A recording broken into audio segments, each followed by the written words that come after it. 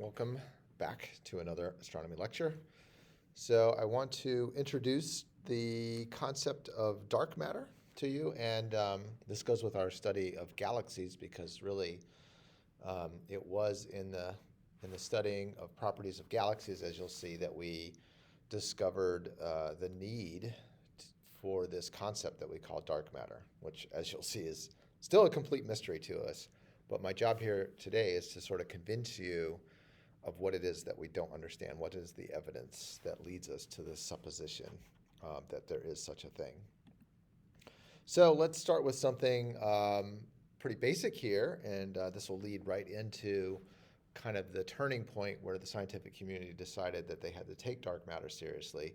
And that is, they were looking at rotation curves of the stars as they revolve around in their own galaxy. So they were, this was a thing that was done in the 70s, I think, about actually mapping out the speeds of the individual stars within a galaxy as it rotates. So let's think about a couple of cases where we would, what we might expect a rotation curve to look like. So for instance, if we did like a spinning solid object like this final LP over here on the bottom left, all the points are locked together, so they have to go around once in the same amount of time. So the guys on the outside have to go around much faster than the ones on the inside, and so you get this nice sort of relationship as you go further and further out from the center of this spinning disk. Each point on the disk needs to go faster and faster, right? So this is the rotation curve that you might expect for a solid object. Now, if you do something more astronomy related, like for instance our solar system, where the mass is concentrated in the center, right? We've known since Kepler came up with his laws of planetary motion that the farther out you go, the slower you will go, right? And that's because all of the mass is concentrated at the very center, right? So if you have something whose mass is heavily favored in the center, then as you go farther and farther out, the gravity is primarily coming from that central massive object, and so you're just farther and farther away, and so you got a 1 over r squared law, and then when you solve for the velocity, you get a 1 over square root of r, and so you're going slower and slower, right? So very different kind of curve. And then if you think about the structure of galaxies, you expect it to be a little bit more like the solar system, right? Because what we see in galaxies is a massive concentration of mass in the center, and then as you go further and further out, it's more diffuse, right? And there's fewer stars, and it's thinning out until the galaxy is over, right? So you would expect to have something that looks like this, right? If you're in the very center of the galaxy, you really don't have. It's the way gravity works is the amount of mass that's within your orbit that pulls you in, right? So as you're working your way out of the central bulge, the gravity is continually increasing. So that's why you're coming up from zero here as you go from the very center outside of the bulge. And then once you get outside of that big concentration, that would be kind of like leaving the sun, the surface of the sun in our own solar system, in that now we're getting to a place where there's much less mass and we're just getting farther and farther away from that central mass. And so we'd expect a slight drop off. It won't drop off as fast as the solar system, of course, because it's not mostly empty space out here. It's just less mass out here. So this is what would be predicted based on our models of gravity and our models of the galaxy. And instead, this is what we find, right? So yeah, the central bulge behaves as expected. And then once we leave that central bulge, though, we don't have any decrease in velocity. So this is a very unexpected result. And of course, that is where cool things happen in science, right? When you have a model that you think you understand really well, and then your experiment doesn't correspond to it, then that means there is something you don't understand. Or you did a bad experiment, right? But this was repeatedly found for many galaxies, not just our own, right? So just about every galaxy where this rotation curve has been done. So here's our actual plot. You can see the error bars on here. And yeah, you get this shape over and over again for almost every single galaxy. And like I said, something unexpected here. So what does this mean about the distribution of mass, right? It's not like the solar system, and it's not solid. Clearly, we know that galaxies aren't solid. And what it is this is the curve that you would expect if you had a uniform sort of distribution of stars, right? Or a uniform distribution of mass, which is not what we see. And even more so, it's what you'd expect from a spherical distribution of mass. And so what you see here is a kind of an artist rendition where you've got a barred spiral like the Milky Way, and then that is embedded in this roughly uniform sphere of dark matter. And that gravitationally would produce a curve like this, right? So as you get farther and farther away, the fact is, since you're not in a solid object, but you're in a uniform density object, you wind up with the same velocities roughly throughout. But the problem is, of course, that that's not what we see. We see this highly centralized concentration of mass in the middle of these galaxies. So there is something wrong. So I just want to mention an aside. I'm going to put a link into a video about this, but a lot of this groundbreaking work, most of it, in fact, was done by Vera Rubin in the 1970s. And she passed away relatively recently. And after she passed away, a lot of people said, you know, it's a shame because she missed her opportunity for a Nobel Prize. They only give out Nobel Prizes for living scientists. And it's certainly the caliber of her work and the impact that it had on the scientific community is Nobel worthy. But, you know, it's just maybe yet another example of women in science sort of not getting their due credit. But lately there's been a big push to give her credit. So I wanted to stop in here and, you know, acknowledge that a lot of this work was done from relative obscurity. I mean, her name is on the papers and things like that. She is well known within the community, but it's kind of a shame she didn't get more credit. So I think I already talked about this, right? So it needs to be spread out. But here's the thing is, since we don't see it, there's the name. That's why the name dark matter comes about. It's because there needs to be matter there in order to explain the motion, right? To get that rotation curve, we need there to be matter there. But when we look, we don't see it. Hence the name dark matter. It really is quite as simple as that. Is that there must be some mass there that we cannot see. So we don't know what it is, right? So we know it has a gravitational effect. That's the only way in which we observe it. But we don't actually see it interact with light at all. So it doesn't appear to have any electromagnetic properties. So it's kind of a placeholding term for this missing mass, right? We could have called it the missing mass problem would be a legitimate way to call it. But the dark matter was coined a long time ago by Fritz Zwicky, an astronomer who did a lot of groundbreaking work in the 1930s. This was not considered to be definitive enough. People didn't think the data was firm enough to indicate that there was a lot of missing mass. But Fritz Zwicky was looking at clusters of galaxies and looking at the velocities of the galaxies within that cluster. And, you know, mathematically, he was saying, look, these velocities are way too high for the amount of gravity that could be supplied by what we see in these galaxy clusters. And so he coined the term, you know, instead of saying missing matter, he said there must be matter there that's dark, right? And so the name had been around for a while, and then it was Vera Rubin's really careful experiments that were sort of definitive in their quantitative aspect that convinced people that Fritz Zwicky was really onto something back here in the 1930s.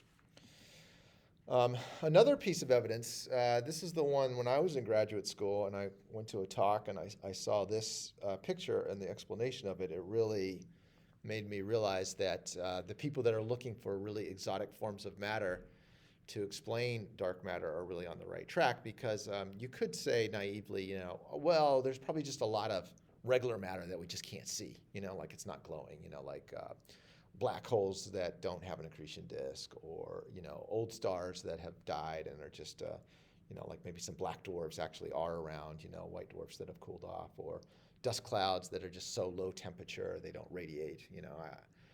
Without really kind of looking into the matter, I sort of was suspicious of that. But here's a picture of the Bullet Cluster, which is a cluster of several different galaxies that have undergone a collision. I think it was captured by the Hubble telescope. And what you see is a composite image here that you can see some gravitational lensing effects in that there is the mass distribution here is highlighted in blue and pink. And what you can see here is that there is a lot of mass out here. This is after the galaxies have collided through each other. And there's a lot of mass out here in front of the mass that we can actually see. The bulk of the stars are back here in red. And there's quite a bit of gravitational lensing and gravitational activity in the front. And so the idea is this, is when these galaxies collide, the dark matter, which is diffuse and doesn't interact except for gravitationally, basically sails on by, And then all the regular matter, the stuff that's in the stars and the dust clouds and all that kind of stuff, that all gets entangled and actually gets slowed down by the collision. And so what you have here is, in the process of some galaxy collisions, you get the disentangling of the dark matter and the regular matter, and you can see they really are two different things. I want just another word about gravitational lensing, right? So this effect that we haven't talked about in a while that I had warned you would be important. This is one of the ways in which it's important. Remember, with Einstein's theory of general relativity, right? If you have mass, it warps the space around it, and so the light that travels through it is distorted, right? And that's an effect called gravitational lensing. And since we understand how that equation works, we can, by the amount of distortion, figure out how much gravity is there. And all of the gravitational lensing measurements have led to the same conclusion and the same amount of missing mass. So it is yet another proof of dark matter. So there was this idea of hunting around, like I mentioned before, hunting around for just, there's more matter, there's more junk in these galaxies than is actually glowing in the dark, right? And so you can look for brown dwarfs and old red dwarf stars and black holes and things like that. And so that was called the hunt for machos, right? An explanation for dark matter, which is that there are these massive compact halo objects, right? Stuff out in the halos of these galaxies that actually contained enough mass to make up the difference. And here's the thing is, yeah, sure, when we look very carefully, we can find more objects, but it's nowhere close enough, and it's not distributed in the right way.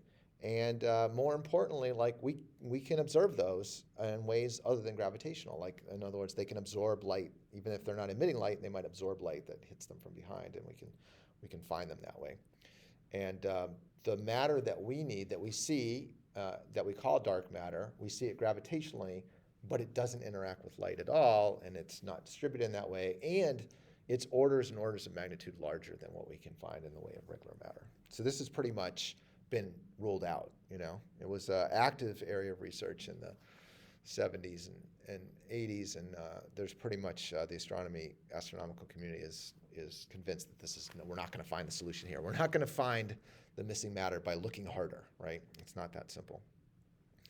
It's not antimatter, right? We know that in theory, matter and antimatter come in pairs, and so there's this idea that maybe there could be a lot of antimatter does have mass, but antimatter has other characteristics that regular matter has, like it does interact with the electromagnetic spectrum and stuff like that, and there's some other characteristics of it, so that's not what it is.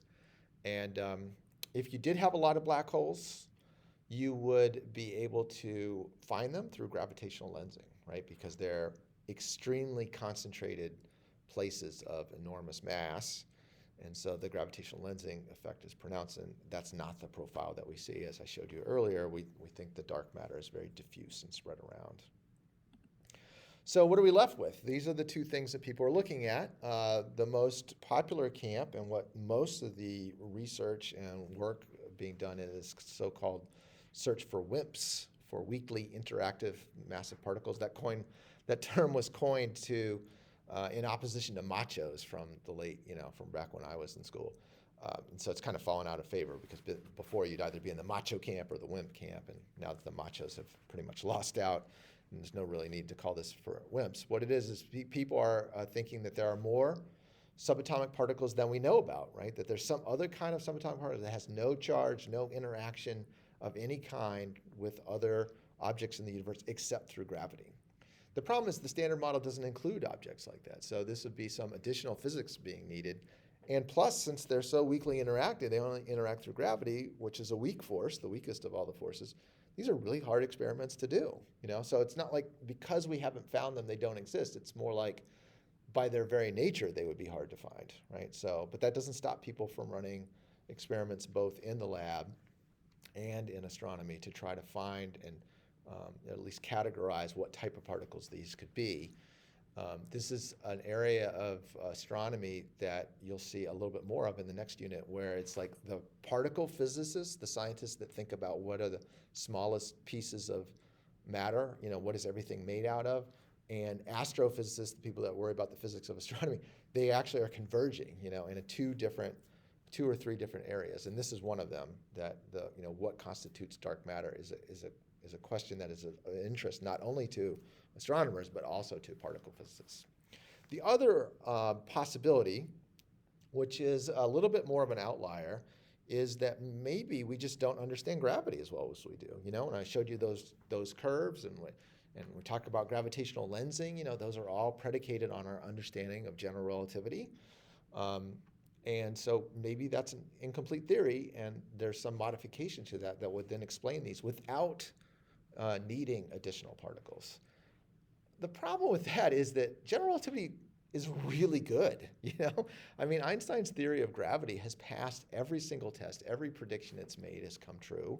And every time people look for places around the edges of the theory where it predicted something weird, like gravitational waves, well, we found them, or any of these things. So it's really considered a highly unlikely thing. But of course, this is science, so that doesn't stop us from speculating.